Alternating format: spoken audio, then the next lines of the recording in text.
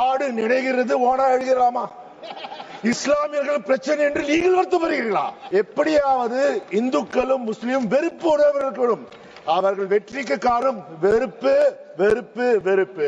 அந்த வெறுப்பு உணர்வு, வெறுப்பு அரசியல், பிரிவினை அரசியலை செய்தால் மட்டுமே அவர்கள் வாழும். வக்கு சொத்துக்கள் குறைந்த விலைக்கு போகிறதா? என்ன கஷ்டப்படுறா பாருங்கள். ஒன்னு கேட்கிறேன் ஐயா, நீங்க உங்களுக்கு வந்தால் ரத்தம், எங்களுக்கு வந்தால் தக்காளி சட்னியா?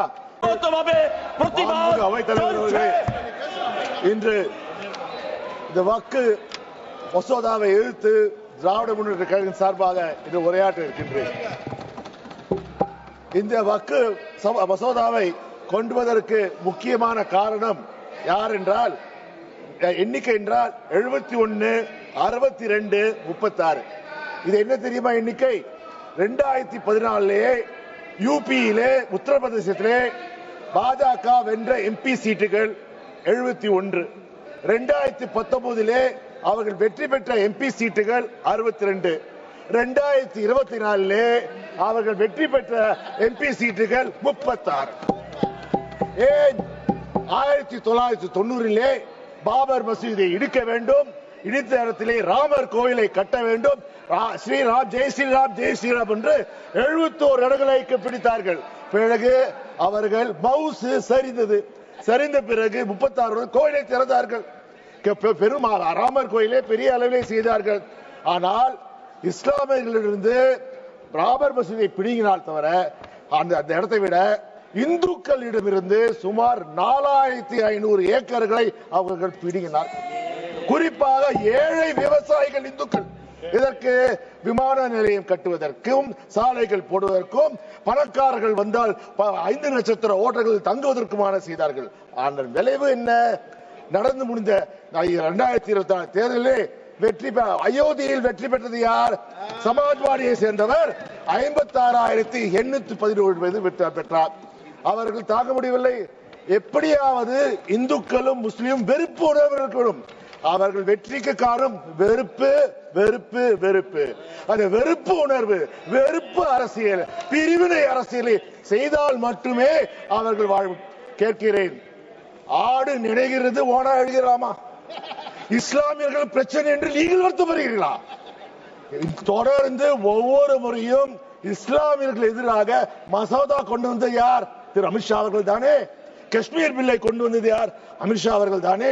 அப்போது சொன்னார், அப்போது கேட்டோம், ஐயா நீங்கள் கொண்டு வருகிறீர்கள், வட இந்தியாவுக்கு மட்டும் கொண்டு வருகிறீர்களே, எங்கள் இலங்கை தமிழர்கள் கொண்டு வாருங்கள். ஆனால் உங்கள் காதிலே செவியிலே விழவில்லை.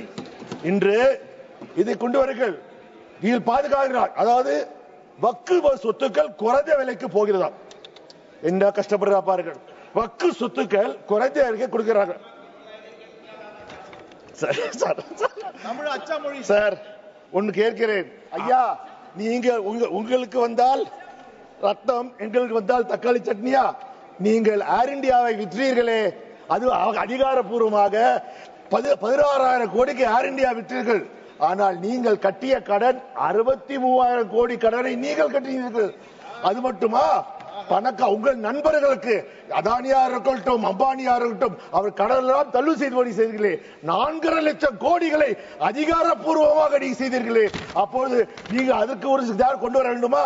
இப்போது சொல்லுகிறார்களா ஐயா, பெண்களுக்கு एयर इंडिया को बेचने से वक्फ बिल का क्या संबंध है? फुल्ली वक्फ, अबाउट वक्फ सर, अबाउट वक्फ. आप वक्फ पे சார், இன்றைக்கு நீங்கள் சொல்றீர்கள், எங்கள் தமிழ்நாட்டிலே வக்ஃப் போர்டு சேர்மனாக ஒரு பெண் இருந்திருக்கிறார். இப்பொழுது கூட எங்கள் தமிழ்நாட்டு வக்ஃப் போர்டில் 2 பெண்மணிகள் இருக்கிறார்கள். அது ஒரு பெண்மணி யார் என்றால் தமிழ்நாடு முஸ்லிம் லீக் தலைவர் அப்துல் சபாதின் பெண். அவர் முன்னாள் எம்பியாக இருக்கிறார். இந்த பிரச்சனை பெண்களை பற்றி நீங்கள் பெருசா இல்லை, ஏற்கனவே வக்ஃபிலே பெண்கள் வந்திருக்கிறார்கள். நீங்கள் புதிதாக செய்வது போல் செய்வீர்கள். உண்மையில் உங்களுக்கு என்ன? வருகிற தேர்தலில் யூபியை வெல்ல வேண்டும். யூபியை வென்றால் மட்டுமே நீங்கள் மீண்டும் ஆட்சிக்கு வர வேண்டும். அப்ப என்ன செய்வீர்கள்? இந்த வக்கு பார்த்தீங்கன்றால் கிட்டத்தட்ட வக்கு நிலங்கள் வந்து, give me 10 minutes sir, I didn't cross 3 minutes sir. வக்கு நீங்க பார்த்தீங்கன்றால் வக்கு நிலங்கள் பார்த்தீங்கன்றால் இந்தியாவிலே 8,70,70,000 சொத்துக்கள் இருக்கிறது. அதிலே பாத்தீங்கன்னா 9,40,000 ஏக்கர்கள் இந்தியாவில் இருக்கிறது. சுமார் 1.2 லட்சம் கோடி ரூபாய். அதில் 25% சொத்துக்கள் இங்கே இருக்கிறது, உத்தரப்பிரதேசத்தில் தான் இருக்கிறது. அப்பொழுது விட்டுவிடுவீர்களா? நான் இதை செய்ததன் மூலம் என்ன இருக்கிறது? நான் கேட்கிறேன், ஏன் இந்த பிரிவினைவாதம்? இன்று பார்த்தீர்கள் சிறுபான்மையினருக்கு எதிராகத்தான் இந்த அரசு செயல்பட்டது. இன்று இஸ்லாமியர்கள் எதிர்க்கிறீர்கள், அடுத்த யாருக்கு செல்வீர்கள்? பார்த்தீர்கள், நீங்க வாஜ்பாய் இருந்த போது ஒரு இஸ்லாமியர் அமைச்சராக இருந்தார். இப்பொழுது ஒரு இஸ்லாமியர் கூட உங்கள் நாடாளுமன்ற உறுப்பினராக இல்லை. நாங்களாவது முஸ்லீம்களுடன் கூட்டணி வைத்திருக்கிறோம். ராஜ்யசபாலே எங்களுக்கு முஸ்லீம் எம்பி இருக்காங்க. அது மட்டுமா, இன்று ஒரு சிறுபான்மையர் மந்திரியா இருக்கிறார். நான் அவர் சொல்றேன், முதலே இஸ்லாமியர்களை ஒழித்தார்கள், அடுத்தது கிறிஸ்துவர்களை ஒழிப்பார்கள், அடுத்தது தலித்தை ஒழிப்பார்கள், யாரும் இருக்க மாட்டார்கள். நான் இதை கேட்பதென்றால், ஐயா, நீங்கள் நல்ல எண்ணத்தை செய்யலை. நீங்கள் பசு தோல் போற்றிய புலி.